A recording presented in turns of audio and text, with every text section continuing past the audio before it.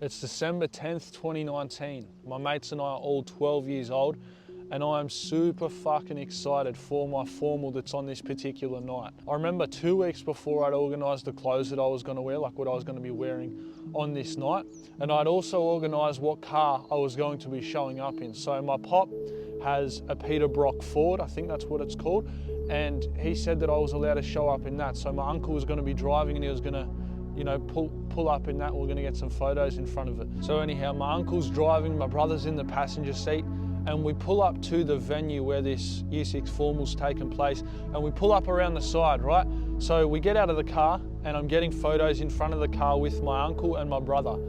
And I remember I had a mate, he was my only mate who was in Year 6 at the time as well, so all my other mates in primary school were in the grade below me.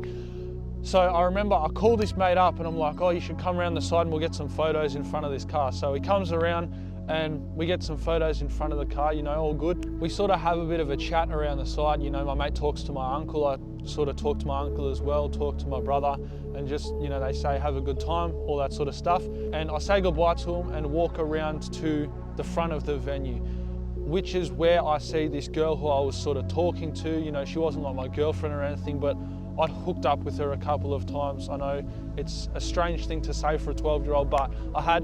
So this girl who I'd hooked up with a couple of times who I was sort of talking to, I start talking to her and her parents, and you know, they say, oh, you should get a photo together. And so like we get a photo, you know, put my arm around her waist, we get a couple of photos together. And I remember when we were getting photos, bro, I had the biggest fucking cheesy grin on my face. Just imagine this like 45 kilo skinny little 12-year-old with the biggest smile on his face. All right, so after we get the photos, we decide we're gonna head into the venue. So when we get inside, we just, you know, take our seats, we find somewhere that we're gonna sit. And once we've done that, we say hello to all the teachers, you know, say hello to everyone else that's there, not sort of like our mates, but people we knew. And I remember the whole night I was talking to my mate, I was talking to my mate's mates, like other people who he knew. I was talking to this girl, you know, getting photos with them. But just, I remember the whole night we're having a really good time, you know, taking photos, dancing, singing the songs, all this shit, you know, just typical 12-year-old stuff, nothing too crazy. But the whole way through primary school, bro, I was a really outgoing kid. Like, I guess you'd say I was extroverted, whatever. I just loved talking to people. I loved going out, doing shit. Like, I'd always be moving about. It was almost like this ADHD type shit. Like, I just wanted to move around and talk to people all the time. I was never like cuddled up in my room and like not really doing anything. I was always doing something, right? I was the type of kid who, if I saw like an attractive girl downtown, I would go up and approach him and like, oh, how you going? And then sort of like ask him out, whatever, typical 12-year-old stuff. But I was very outgoing, very confident kid. And through Year 6, through Year 7, I did get a fair few girls who were attracted to me romantically, and it went both ways, you know. So suffice to say, when I was 12 and 13 years old, I was pretty cocky and I felt I was a pretty fucking good looking chap. But bro, I remember about halfway through Year 7, so June, I started doing things that I shouldn't necessarily have been doing at that age. I started hanging around the wrong sort of people. A little bit later on in the year, I started going to the gym, at which point I started gaining acne as well. You know, I started seeing all these bigger guys in the gym online, and suffice to say, my confidence started to diminish, you know. My skin was getting more and more fucked up. The acne was becoming much more prominent. It was something that I'd never been introduced to. None of my family had that stuff. Just my confidence was diminishing, all right? So by the time it was 2021 and I was 14 years old, I literally did not smile in any photos. Like if you took a photo of me, if we took a photo together, I'd be stood there like this. Like I never show my teeth because I was so self-conscious about them, because they are quite wonky. Obviously I've got braces now, but they were really wonky teeth. I just wouldn't smile. Like I felt really conscious smiling. Like I felt like people would look at that and be like, oh, look how fucking ugly he is because he's got like all fucked up teeth. But once again, my acne was definitely a big contributor to my diminished confidence. Like every time I would look in the mirror, it'd just get gradually worse. And as I said, it was very nuanced to me. Like I had no idea what to do about it. Like I didn't know if it was to do with my diet or all of these different factors that it could be linked to, because as I said, no one in my family had ever had that. So I just became sort of like this outcast. I felt I had to separate myself because I let that define me. As well as, you know, comparing my physique to all of these really fucking massive guys online. That was a big thing for my mental health. I would compare myself to these much bigger dudes. Like, oh, why don't I look like that? Why am I not seeing like really good results like these guys? Because you've been going to the gym for a few months, obviously, but you know, I was a 13, 14-year-old kid, so I didn't really know. But bro, if I actually look back and compare myself now to when I was 12 years old, I've improved in so many other areas, yet my confidence is so much lesser. So 12 years old, I was 45 kilos, super skinny, you know, very little muscle, and I had really fucking wonky teeth. Compare that to now, sure, I've got acne, you know, that's slowly going away, but I'm 40 kilos heavier. I've got braces now, so my teeth aren't as fucked up.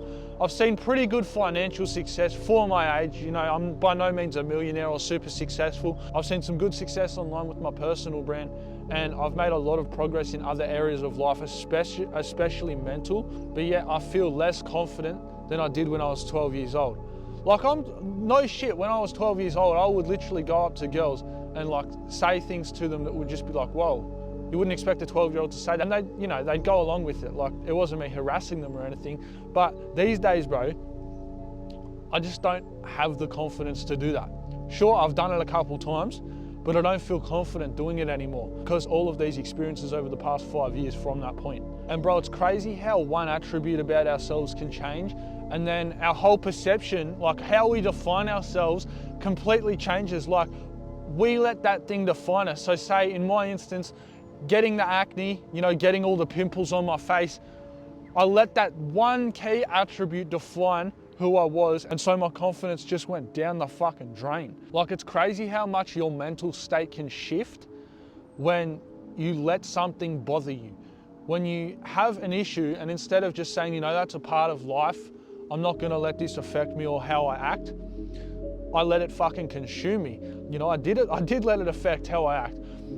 I let my wonky teeth affect when I smile. I let my pimples affect whether or not I approach girls, talk to girls, all this stuff. And bro, I certainly didn't help myself by allowing all of these other vices into my life. You know what I mean by that. A lot of you teenagers will allow these vices into your life, and then you'll wonder why you constantly feel like shit, why you no longer have the confidence you did when you were younger. It's because you've allowed these disgusting things into your life. You know exactly what I'm talking about. Bro, you shouldn't let all these minor little things define who you are, because as soon as you allow it to have power over you, you no longer become the one in control. You let it define you, you no longer become in control of your own life. So if your confidence falls way behind because you've got acne or you've got fucked up teeth, that's your fault for letting that have control. Because in retrospect, my personality didn't change. I didn't become insanely less attractive. It's just my confidence diminished because of how I perceived myself. I'm sure I could still get just as many girls as I did when I was that age.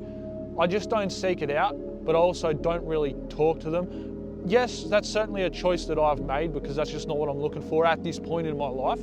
But even if I wanted that, the confidence just isn't there, or rather it hasn't been. Even if I wanted that, the confidence just wasn't there, you know? I just let these things dictate who I was. Like, I literally let them define me, bro. And I know sometimes we look at the characteristics of ourselves and we just become so fucking like caught up and conscious of them, and we feel like everyone around us is looking at us like, oh, look how fucking ugly he is. Look how fucked up his teeth is. Look, he's got all acne on his face. He never used to have that before, ugly cunt. Like, no one's thinking that, right? Sure, there may be some shit cunt who's like, oh, look, he's got acne, but 99% of people are caught up in their own world. They're worrying about what people think of them, the way they present themselves to the world, you know, how people perceive them. Everyone is in this mental prison thinking about, oh, what's this person think? What's this person think? This is why I started making online content, bro, because I didn't feel confident doing it. Legit, when I started, I was wearing a mask. Like, online, like when I first started online content, I would put a fucking balaclava on. And I wouldn't say it was for the confidence side of it, but deep down it probably was, right? So starting this, you know, going outside of my comfort zone has definitely helped. gain more of that confidence back, become more outgoing, more extroverted, whatever the label is you want to put on it. I've just become better at talking, better socially, and a lot more fluent with my speech. But that's certainly something that can come with time, and definitely content isn't for everyone. But 100%, if I could recommend something to you, it would be to start creating content if you lack confidence. Because people are gonna judge you regardless, but bro, very few of you actually wanna start putting yourself out there online because you're scared of what people will think. All right, so I just wanna read you this quote that I just find fucking so helpful, bro. This will help a lot of you. You're not afraid of failing, you're afraid of what other people will think of you if you fail. But if you're afraid of that, imagine what they think of you when you aren't even trying. Oh yeah, they aren't. And it's so true, bro. Like, you can try and people will judge you. You know, they'll say, oh, look at him, he's only got 400 subscribers. I only had 400 subscribers a month ago. They're obviously not on that now. You know, whenever you're watching this, they're probably on like 4 or 5K, something like that, right? But bro, think about what they think of you when you're not even trying. You know, that's where the oh yeah, they aren't comes in. They don't give a fuck. Same as they don't give a fuck when you are trying, when you are doing something. No one will ever hate from above. That's what you need to understand. So if you lack confidence and someone is picking on you for a trait that you possess, just know that they're not hating from a place of positivity. They're not hating from a place of love. They're hating from a hatred within themselves, and they're projecting that onto you. So I had a 13-year-old kid message me the other day, and he's been having some trouble with bullies in school, right? He was on the oval the other day and everyone was trying to get him to join in on footy because they really wanted to tackle him, and he didn't want to join in. And so this prick just come up and fucking slammed him into the ground, like tackled him, right? And I told him, bro, straight up told him, I have already done a video on this, but I told this kid, so long as you keep letting it happen, it's going to happen. It happens because you let them do it to you, all right? So instead of saying, get the fuck off me, or like doing what any pretty much ballsy kid would do, this kid just decides to take it. So as long as he keeps letting that happen, it's going to keep on happening. So that's what I told him, right? So these people are obviously picking on him because they see him to be an easy target, right? And they don't feel confident within themselves. So in order to gain more confidence, instead of doing it the right way, through means of doing challenging things, they choose to project their insecurities onto this poor kid to make themselves feel better. And I know this because I have been that person. Not punching kids or tackling kids or just hurting kids for the sake of it, but saying nasty things to people in school for the fact that I felt shit within myself. That would give me a sense of accomplishment. That would make me feel good about myself. And it was fucking terrible, bro. All right, bro, so just remember, your insecurities can either be used as your biggest strength or your greatest weaknesses. Stay grinding, bro.